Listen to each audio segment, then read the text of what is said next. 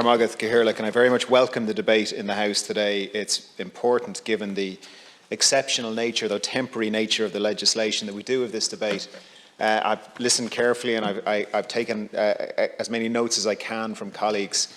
We've had a lot of views expressed. We've had views expressed that this is the appropriate thing to do.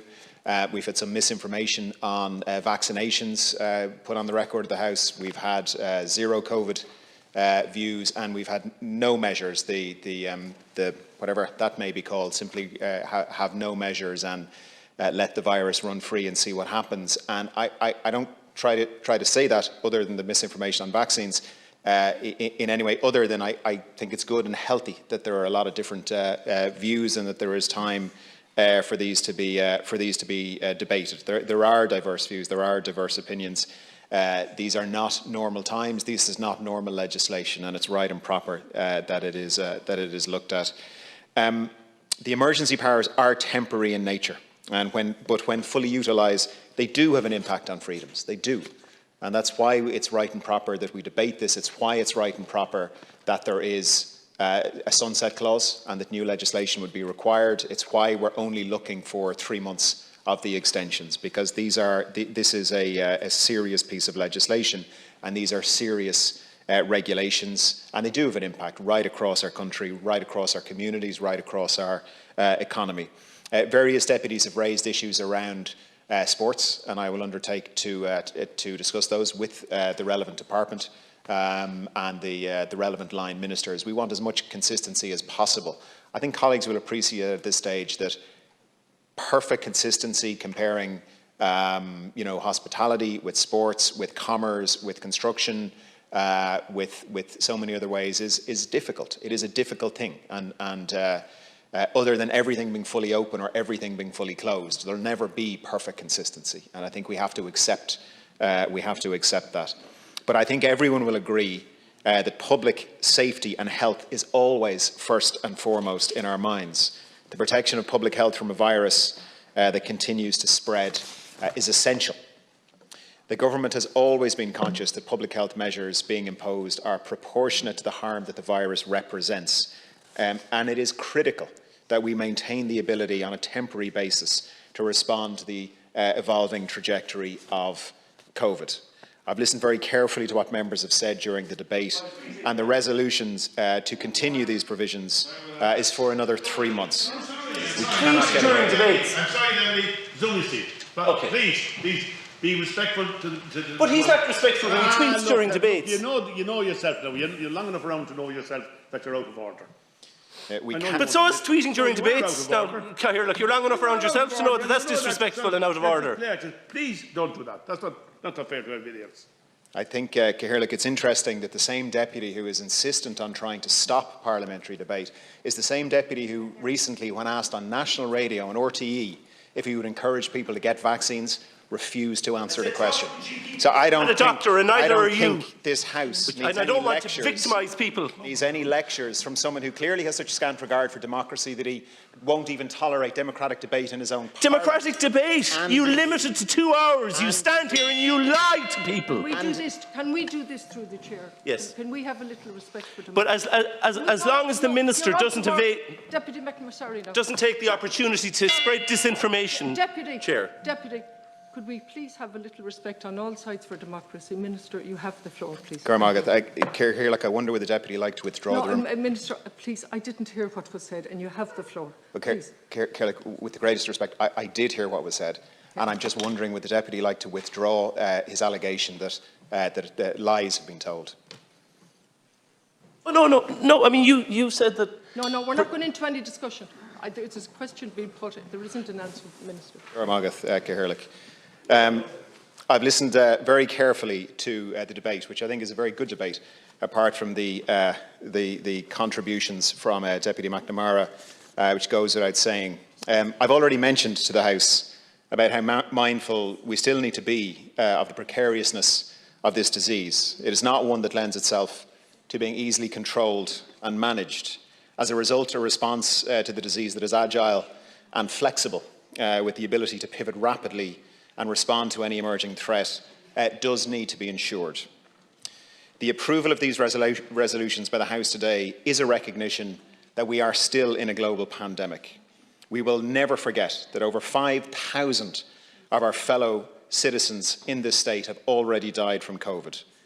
The Delta variant is highly transmissible, so we must continue to remain vigilant throughout the pandemic.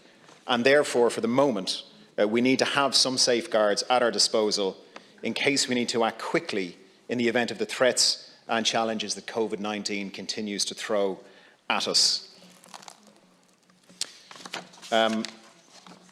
Cahirlic, I'd like to recognise the Labour Party and others who are going to vote to support the amendments this evening, or the motions this evening.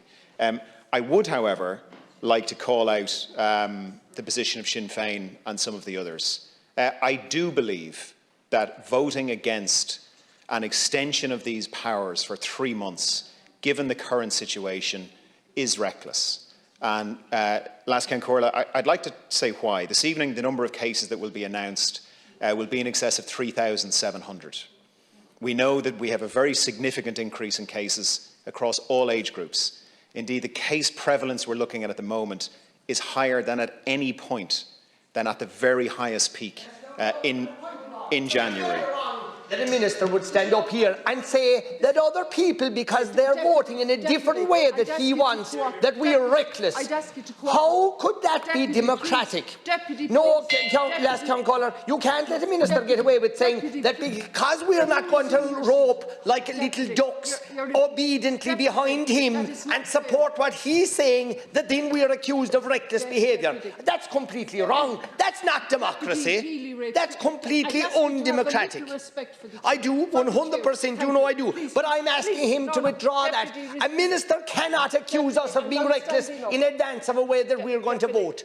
That's completely wrong. I'm now standing up. It's wrong. I'd ask you not to interrupt. That doesn't happen. A minister doesn't accuse people of being reckless in advance of the way they vote. That's outrageous. This is absolutely disrespect for the democratic... It's disrespectful of the minister to accuse us of being reckless. Disrespect for the chair and the democratic process. Please, I'm going to resume the debate and allow the minister to continue. Thank you. Uninterrupted. Gurmagath Lascian Corla. I do believe it's reckless. I do, and I say that with respect for my colleagues. Opinion, and we're elected by people too. And finish. The time is running. Thank you. This evening, more than 3,700 cases are going to be announced.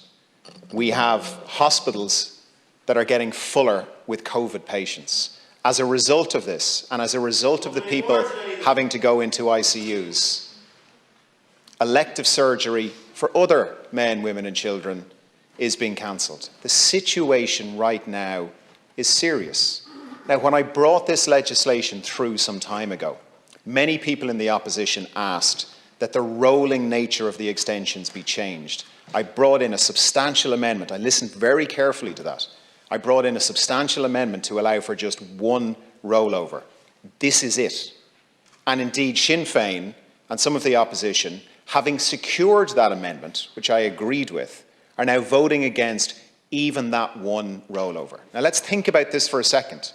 We stand up in this House and we say we care about healthcare workers, but many are going to vote against the measures that will protect those healthcare workers.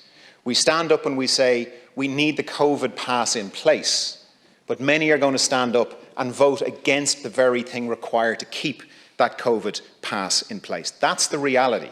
We all care. I know we all care about our healthcare system. We all care about our healthcare workers. But our healthcare workers need legislative protection. Men and women in this country who could die from COVID need legislative protection. The ability to keep our economy open, the ability to keep open the very pubs and restaurants that you're talking about, deputies, to be able to do that, we need regulations in place. And what this motion is about tonight is allowing those those regulations continue for the next 3 months. And none of this is easy. I appreciate none of this is easy. None of us want to be having this debate about these regulations. But the regulations are important. They are saving lives. They are protecting healthcare workers. They are protecting our hospitals. And they are allowing businesses to remain open. Without these regulations, which a lot of people in the opposition have said they're going to vote against, even just for 3 months. And remember, at the end of that 3 months, there isn't another rollover. It requires new legislation. So all government is asking. Thank you. Can I just take a little bit more time, because there was a lot of interruptions. No, there were interruptions on both sides. There were interruptions on both sides. Well, I can't interrupt while I'm speaking. Please, if you could finish, Minister. Okay, so all we're asking for is for agreement for 3 months for these regulations to be rolled over. Then new legislation is required to protect our healthcare system, protect men, women and children who are vulnerable to this virus, protect our healthcare workers. Thank